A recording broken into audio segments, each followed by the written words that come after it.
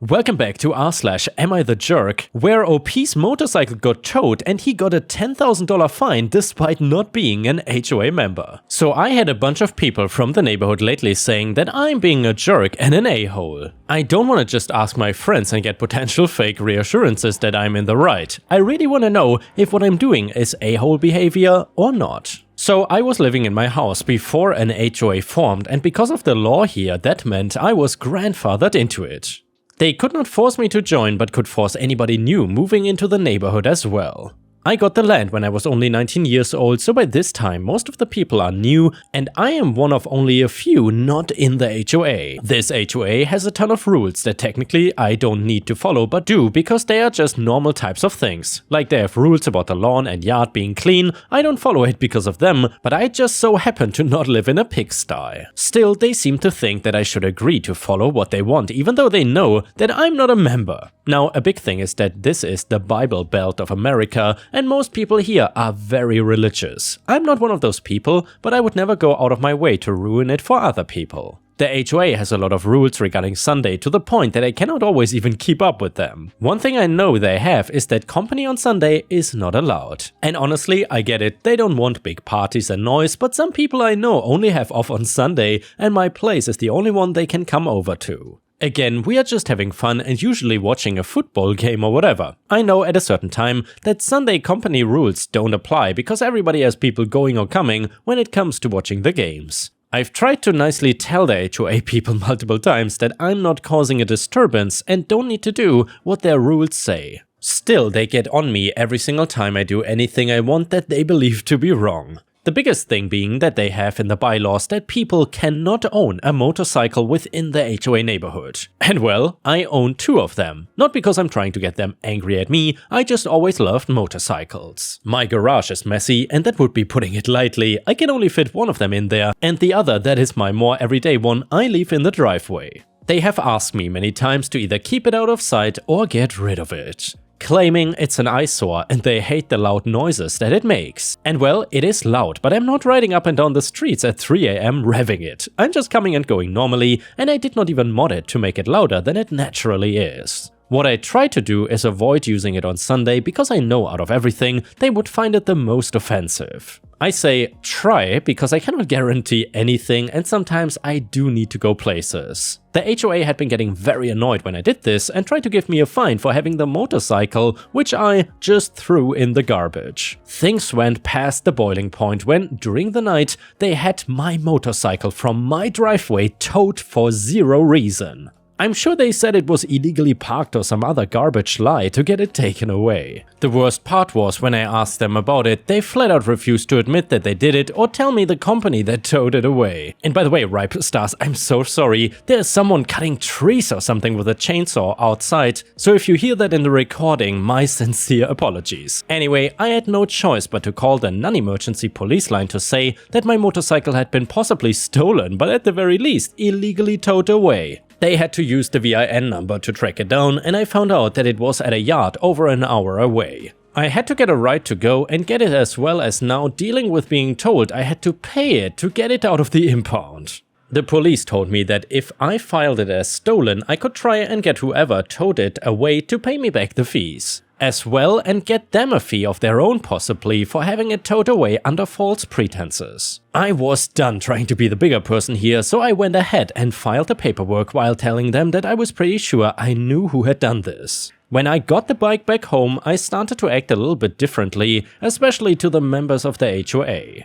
I did not care about being polite anymore and instead just started going against the HOA and their rules, since I didn't have to follow them. I did not do anything illegal that would get me arrested, but I gave up trying to be a good neighbor. I rode my bike on Sundays, took the trash out a full day early, invited my friends over whenever, etc. To me, they wanted to treat me like I was a villain, so I was just gonna stop trying to be a perfect neighbor. They did not give up trying to give me fines either, because I found out that they were trying to get me to pay $10,000 just for having the motorcycles and trying to make me pay for the fine they got for towing the bike away in the first place. I told them that they could take their damn fine and shove it where the sun does not shine. To a bunch of religious people, that might have well been me going on a huge swearing rant at them. It was the straw that finally got them to start calling me a jerk and an a-hole both to my face and behind my back, saying that I did not have any respect for the people around me or the town in which I lived. So, Reddit, am I being an a-hole for how I handled the entire situation? Was I an a-hole for not following their rules from the start? Personally, I just felt like I had enough of their crap and stopped caring. But I will leave that to you in the comments below to tell me if I'm the a-hole. Edit: some of you told me to get a lawyer because it can be illegal to be getting fines from the HOA even if I'm not a member. And that just ignoring it could cause them to try and escalate things. I did speak to a lawyer who sent the HOA a letter basically reminding them that I'm not a member of the HOA and they are not within their rights to attempt to obtain any money from me for breaking HOA rules. Also, it said if they attempt to send me any more fines, the lawyer would file charges against the HOA. They've pretty much left me alone since that point, so I did not need to sue them.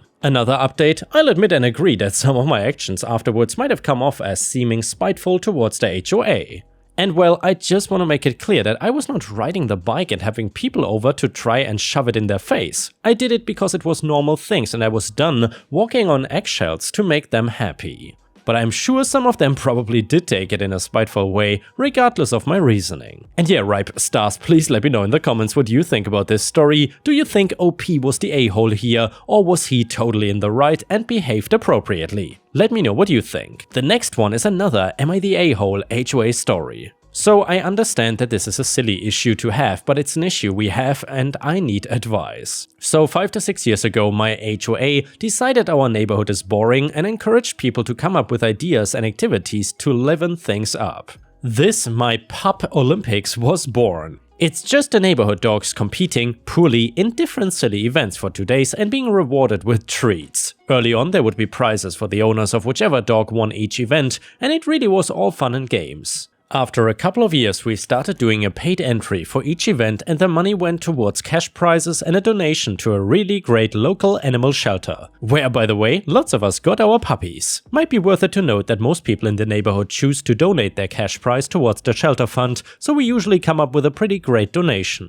People look forward to the Olympics every year and it's ridiculous, but it's fun and we all loved it. So 18 months ago, a new neighbor moved in and she has a poodle who frequently competes in and wins the dog competitions. This dog has 1 million followers on Instagram. We all follow the page and obviously root for this dog in the competitions. And well, there's no issue with the dog itself, however, it ruined the Pup Olympics last year. This dog swept every single competition. There's literally one event for senior dogs that it didn't qualify for, and that's the only one that this poodle didn't win. We all just kinda stood there for 2 days and gave cash prizes to the same woman for every event. To make matters worse, she also did not donate a single extra penny to the shelter fund. Bonus, am I the a-hole for if I'm wrong for being judgy here? This has taken an event for families and kids and turned it into something it was never meant to be. It's like having a professional athlete compete at a high school field day. So Pup Olympics are happening soon, but this year my committee decided on no competition dogs rule to make it more fair for the other owners and families. The poodle owner got notice of this and has gone ballistic. Our HOA had a committee meeting and decided in her favor that we couldn't exclude her or her dog if we wanted to have a competition in the neighborhood.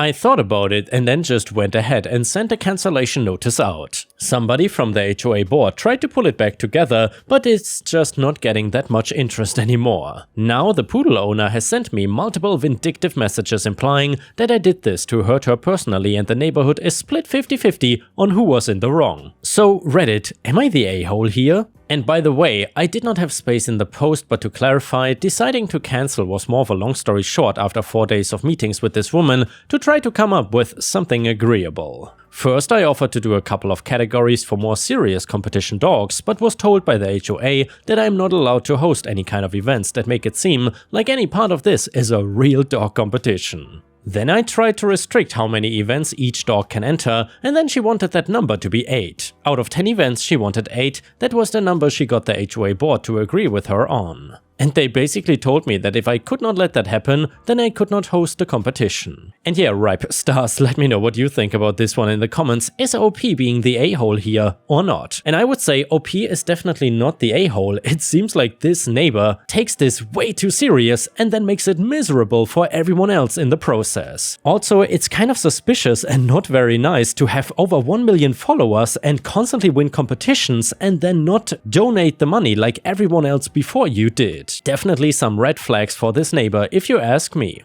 Anyway, the first comment said, not the a-hole, this was supposed to be just a bit of fun for everyone until the new neighbor decided to show off and spoil it for everyone else. She'll probably be hated for getting the event cancelled. Let's not forget the role the HOA played in this though, this is one of the reasons why HOAs are hated. Comment number 2, not the a-hole. It would be like an Olympic weightlifter going to amateur competitions or something. There's usually a no pros rule for these kinds of things. And damn, she's greedy. 1 million followers and she cannot monetize that? Make a post about the shelter at least. And the next one is titled, Karen Neighbor declares a huge chunk of my family's property, Mom's Stinky Revenge. Posted by user AllRightAholes on r/ripe stories, which is our own subreddit where you can post your own stories and there's a good chance I will read them in a video. Anyway, when I was a kid, I lived in a stalled development that only ended up totaling 2 identical cookie-cutter prefab houses, thanks to the area being discovered to be below lake level and filling in with swampland.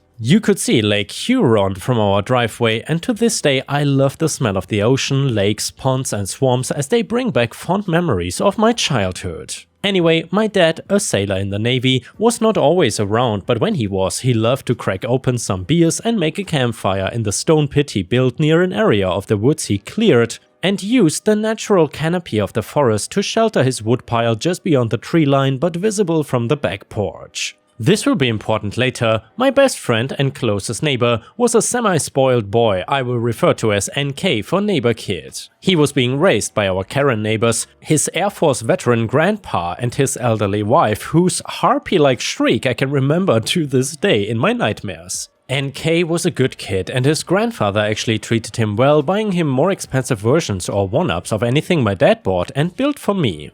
My dad installed a basic swing set and slide, Grandpa Karen bought NK one 3 times bigger, I got a basic sandbox installed, NK got enclosed steel pavilion, I got a kiddie pool and a slip and slide, NK got a full-sized pool and a trampoline to jump into it from. You get the idea, that's the backstory. I don't know if there's a natural feud between the Air Force and the Navy, or if the Karen neighbors just did not like the fact that we were so close or what, but they always had a problem with my family. And NK's Karen's grandparents tried using our friendship against us and my family more than once. So for one, I was never allowed in their house to play or visit, but they always waited until my dad was on a tour of duty to cause a stir. As it so happened, Disney re-released the animated film 101 Dalmatians, which hit my generation big being the late 1980s, early 90s, and I had to have one. They got me Madison, and I loved him dearly for what few years we had him. Since I wanted him, it was my job to walk him in the mornings around our yard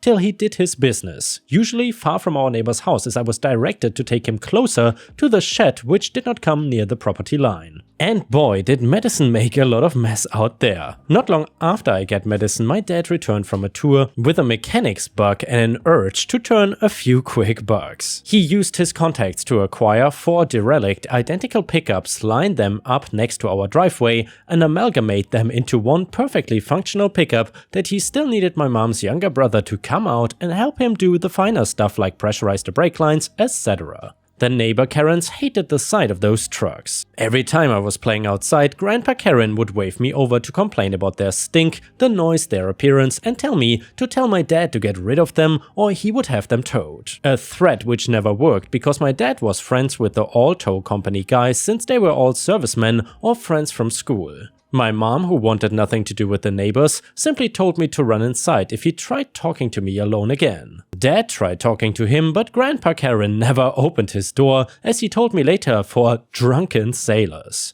Once my dad left again 6 months later, neighbor Karens decided to cut us off from our driveway, an acre of land and every shred of our woods property, including my dad's woodpile, by faking a property survey and sticking paint stir sticks with pink tape on them between our house and driveway and along the tree line astride our fire pit. He came over and threatened to call the cops on us and said he would shoot either of us if we so much as stepped a toe over the line for any reason, and that me and NK were not friends anymore. For 6 months there was nothing we could do under threat of lethal gunfire, and NK and I were not even allowed to talk in school. Other neighbors moved in and I helped them build their houses, and I grew close to some kids in a neighboring trailer park, including some cousins of mine on my dad's side, to pass time. Neighbor Karen was seen from our back porch toppling my dad's woodpile and stealing some for his grill repeatedly over those long months, every time with a poop-eating grin on his face. But it was doomed to blow up in his face, always was. Because as soon as my dad came back, you better believe he was livid about not being able to park in his own driveway or have access to his own side yard, which was the acre in question.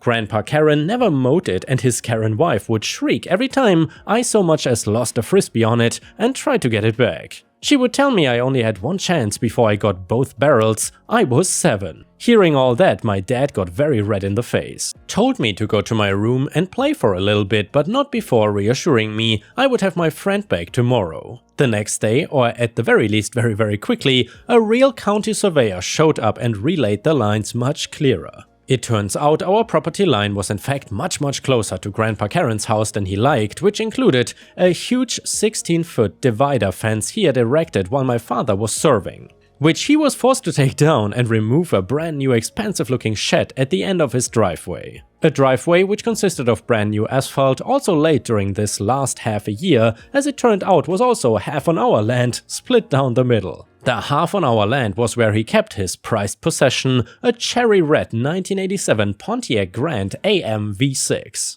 My dad was able to reclaim his woodpile, our driveway, acre-sized side yard, and made loud plans to put a workshop garage in the new area we discovered we owned that had a gigantic marble slab NK and I loved to play on. Dad was just doing what was right. Now it was my mom's turn. Here comes the revenge. My mom is one of the sweetest women you will ever meet until you make her mad. And even then you will never see her coming. Remember my puppy Madison? Well, I was not kidding when I said he made a lot of messes doing his business outside. Enough to fill a 50-gallon trash can in under a month apparently. As one morning while I'm riding my Huffy bike around our house, I see him drag his stinking, wretched and bursting full can of dog poo to our property line and proceeded to dump the entire contents along the border of neighbor Karen's driveway, specifically the entire length of the gorgeous Pontiac, giving him no choice but to smell it, step in it and track it into his precious car for weeks. Because my mom did not stop raking up, collected, relocating and dumping my Dalmatian droppings until he formally came over to apologize one night and said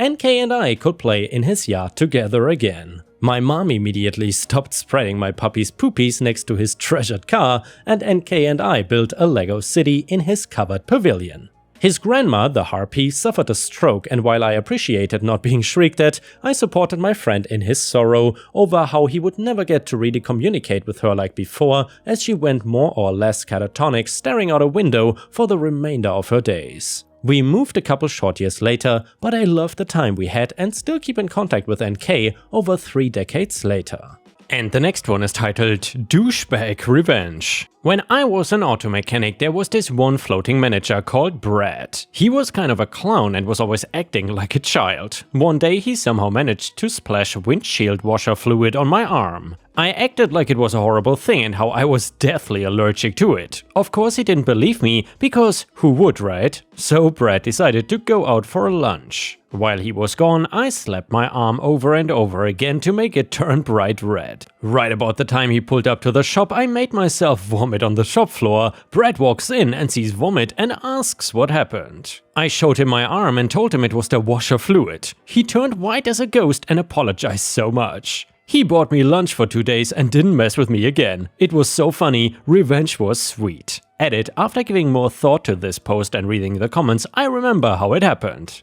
This was like 20 some odd years ago, so my memory is a little foggy on the whole thing, but the gist is that he pranked me by spraying washer fluid on me, so I pranked him back by slapping my arm to make it red and vomiting. I had few limits that I would go to just mess with people. I don't do that much anymore, but back then I loved making people cringe. The next one is titled Malicious Satisfaction. For a little more context, I work as a receptionist at a medical clinic and it's not my job of choice. Even though I don't love my job, I take it serious as other people's health is not a joke. In addition to having the job policy of doing the best job possible at the moment, having to correct later what is much more work. I have seen many clients who are rude or disrespectful, including an elderly lady trying to beat my coworker using a cane, which became the unit's internal joke for that month. In another day's work, a client arrives with 3 pages of exams to take, big but not the biggest I've ever seen, and as always I added each exam to the system. Keep in mind that it is not the only step in the work, it is still necessary in some medical plans to make additional requests and add each individual code back to the health insurance system. As the client was on the phone, the first part was very quiet, but when she finished the call, she started complaining and insisted on being in a very loud tone for the whole place to hear, talking about how long I was taking and how much time she needed too much to be there. As professionally as possible, I said what I was doing. The most delayed part, I was attaching the order to a fixed agreement and waiting for the return. The client asked to speak to my supervisor, who was already coming to see what had happened. My supervisor knows this type of client very well, and he knows that it is not possible to do all the procedures by magic with all the professional words he explained to the client. The client did not accept what my supervisor said and demanded that my supervisor substitutes me for opening the record. My supervisor, being responsible for the area, had to resolve the situation. Now comes the part that the client does not know. All the forms have to be opened at the login of who was making the request, and I was no longer responsible. So with a big smile, I erased everything I spent almost 2 hours doing, and bonus, I had to cancel the request for medical insurance. And yeah guys, if you cannot get enough of my content, please don't forget to check out my podcast by searching for Ripe Stories on all major podcast platforms such as Spotify, Apple or Google Podcasts. Furthermore, you can find bonus content by going to patreon.com/ripeyoutube or by clicking the join button here on YouTube. For a small monthly fee, you will get access to dozens and dozens of exclusive videos you won't find anywhere else. Thank you so much for watching, and I hope to see you again tomorrow.